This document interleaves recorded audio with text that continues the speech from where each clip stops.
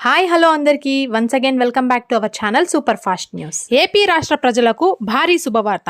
ఏపీలో కొత్త రేషన్ కార్డుల జారీకి ముహూర్తం ఫిక్స్ అయింది. దాని మీద మంత్రి కీలక ప్రకటన చేశారు. ఏపీలో కొత్త రేషన్ కార్డుల జారీ కోసం ఎదురు చూస్తున్న లబ్ధిదారులకు ప్రభుత్వం ఇవాళ గుడ్ న్యూస్ చెప్పింది. ఇప్పటికే పాత రేషన్ కార్డుల జారీ స్థానంలో అత్యాధునిక ఫీచర్లతో రేషన్ కార్డులు తీసుకొస్తున్నట్టు ప్రకటించిన ప్రభుత్వం ఇందుకు అనుగుణంగా వాటి జారీ తేదీని ఖరారు చేసింది. ఈ వివరాలు ఇవాళ పౌర సరఫరాల శాఖ నాదెండ్ల మనోహర్ ఇవాళ వెల్లడించారు. అయితే ఏపీలో త్వరలో కొత్త రేషన్ కార్డులు జారీ చేయబోతున్నట్లు పౌర సరఫరాల శాఖ మంత్రి నాదెండ్ల మనోహర్ ప్రకటించారు. క్యూఆర్ కోడ్లతో డిజిటల్ రేషన్ కార్డులు ఉంటాయన్నారు.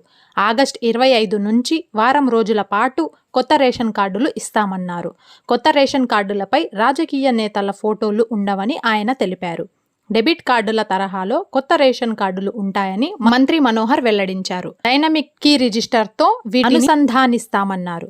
దీంతో ప్రతి లావాదేవీ జరగగానే తమ ఆఫీసులో తెలిసిపోతుందన్నారు. అయితే దీనికి 5 ఏళ్లలోపు 80 ఏళ్లు దాటిన వారికి ఈకేవైసీ అవసరం లేదని మంత్రి నాదెండ్ల వెల్లడించారు. ప్రతి నెల 1వ తేదీ నుంచి 15వ తేదీ వరకు రేషన్ పంపిణీ ఉంటుందన్నారు.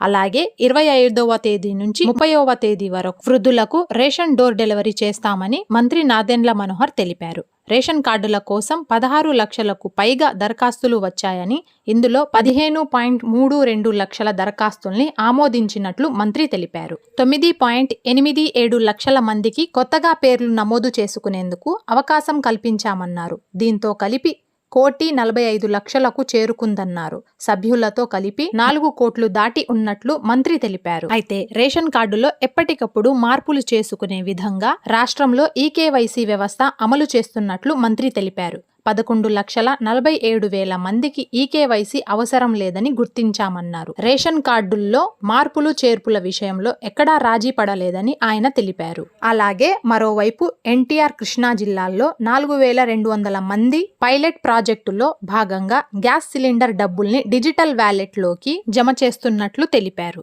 ఈ డబ్బులు ఇతర అవసరాలకు వాడుకోలేరని తెలిపారు. ఖాతాలు సరిగా లేని 86,000 మందికి మాత్రం గ్యాస్ సబ్సిడీ మొత్తం జమ చేయలేకపోయామని, వారికి నేరుగా సచివాలయాల సిబ్బంది ద్వారా జమ చేయిస్తామని మంత్రి నాదెండ్ల మనోహర్ గారు తెలిపారు. అయితే ఇలాంటి మరెన్నో వీడియోస్ కోసం మన ఛానల్ కి అయితే సబ్స్క్రైబ్ అయిపోండి. Thanks for watching.